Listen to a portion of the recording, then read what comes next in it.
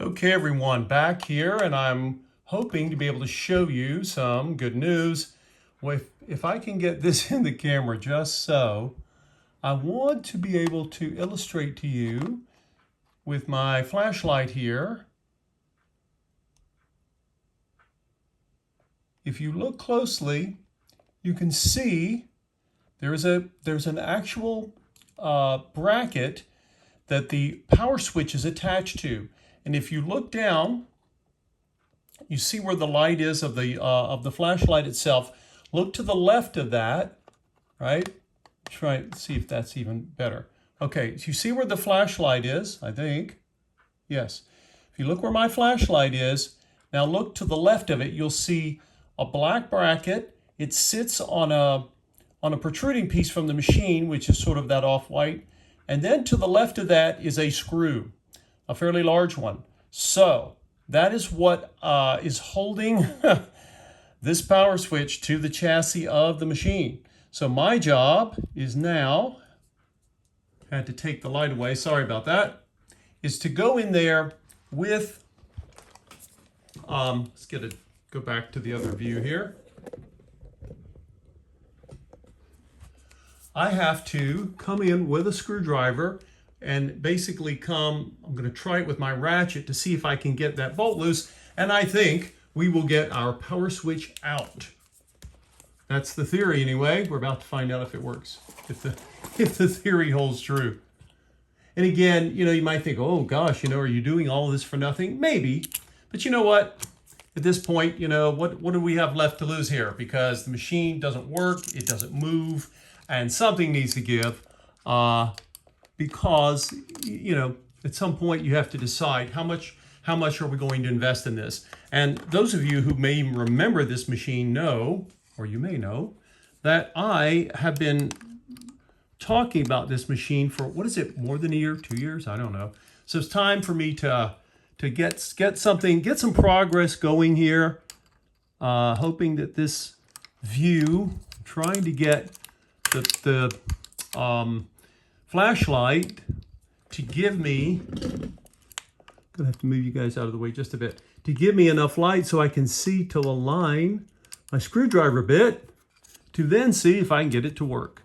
Okay, I've got it in. Oh, hey, it actually moved. Haha, that's hard to believe. Now I'm probably gonna need, oh, okay. Now, that was interesting. I just undid the screw a little bit. And when I did, something interesting happened. Don't know if I'm going to be able to show this or not. Apparently, you can, let's see, I'm trying to tilt the machine just so, there we go. So you can actually loosen the screw and move the bracket. Apparently, this is adjustable. I don't know why, because the power switch has to protrude from the little side panel, but basically it let me move the bracket. What I'm going to see now is if I move the bracket over, will it let me take off? Will it let me take off the bracket? Let's see if I can get any closer in for you guys. Oh, there we go. Okay, so look what I was able to do. I say look. Let's see if I can make it easier for you to look. All right. What I was able to do was to basically loosen the bolt down there without removing it.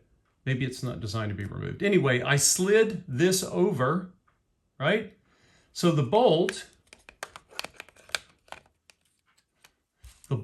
was here on the small area of the bracket, right? It was tight, it was holding it down. When I loosened it, I moved the bracket over to the left and I was able to pull it out. So, whew, all right, now, as they said in an old Western, now can I have some fighting room? So now, where are we? We've gotten this far. What do we lack? Well, got a bunch of wires protruding out here from all over. And now I think what I want to do is go back underneath to the motor, because all wires normally lead to, if not to the plug, to the motor. I think they all do. So let's see if once the motor is relieved from its bracket if all of these other pieces will come with it. I have removed motors from this machine before, or actually I've loosened them. I've actually loosened it, taken it out to inspect brushes and stuff. I've actually never removed every single one of these pieces. So, you know, if you're thinking to yourself, oh, well, you know, here's this fellow that's been doing this for a long time. I've never done it before. Well, you know what? I haven't either. So what? Here goes nothing. Oh, here we go. I have my ratchet and socket. Now, I ended up using, what is this? A 1/2 inch socket. And I don't know if it's perfect, but I have both imperial and, I think, oh, we're getting movement, hooray. I have imperial and metric, and for whatever reason, maybe I didn't have the right socket, but this works, okay? Now remember, the motor is held to this bracket with this bolt. And if it will turn for me, I can't believe I'm turning it by hand after it wouldn't do anything. It's got nice big washer there. And again, there's no reason to leave this bolt sitting around. Once the motor's off, just put the bolt back there. It'll be there. It'll be there waiting for you. It's filthy. It's going to have to probably get a little clean there. It'll be there waiting for you. Oh, by the way, if you ever have a machine with filth, I've got fuzz on this. Make sure that it's relatively clean.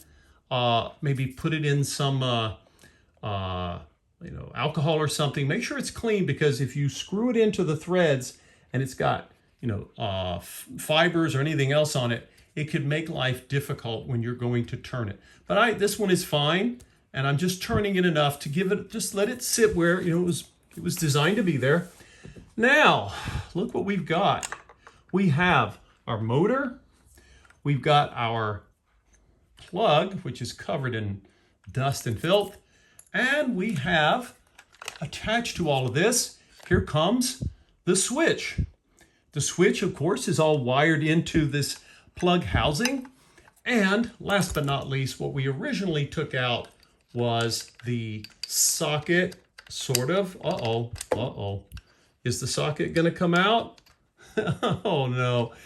Oh, close, but so far. I want it to come out. Oh, you're kidding me. Really? Really? Well, guys, I don't know. Look at that. Let's see. I'm turning every which way. Aw. Well, I think that a bummer.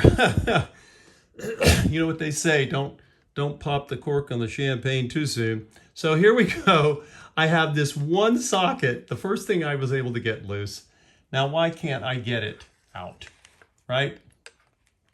If I go backwards, I'm certainly not wanting to put the motor back on, but how am I going to get all of this out? Because the switch was mounted down below, so it's not going up to go out. Well, I tell you what we might end up doing here is I may end up having to unwire something. Either I'm going to have to take my light and unwire it, which I really I would prefer not to do, but I may have to, because there are screws. There are, let's see, 1, 2 screws to take this apart, to take the plug housing apart. Underneath all that filth, it's there. In spite of all the abuse, the wires look okay. I'm going to have to clean the wires. We don't want to leave oil or grease on them. That doesn't help things when it comes to the insulation port of the wire, the vinyl or whatever this is that's covering the cords. Okay, so what is left? What's our other option? The only other option I can imagine is to maybe disconnect the wire to the socket. Maybe. What do we got here? I don't see any screws. So what do we want to do? We want to I got to figure out some way to get all this out of here. And because this machine needs to get submerged. And well, close but no cigar. We will continue on. Not sure. It looks like this inner piece was designed to come out, but how and why I'm not aware yet. So, well, Hope springs eternal, folks. So close. But anyway, I will contemplate this, and in the next video, hopefully, we'll have a way to deal with this ungrateful monster of a machine that has tried my patience and probably yours, because you've been hearing me talk about it forever. So anyway, if you can think of anything that might help, feel free to share it in the comments, and I'll be happy to try it if it sounds reasonable. Take care, everyone. We'll see you in the next one.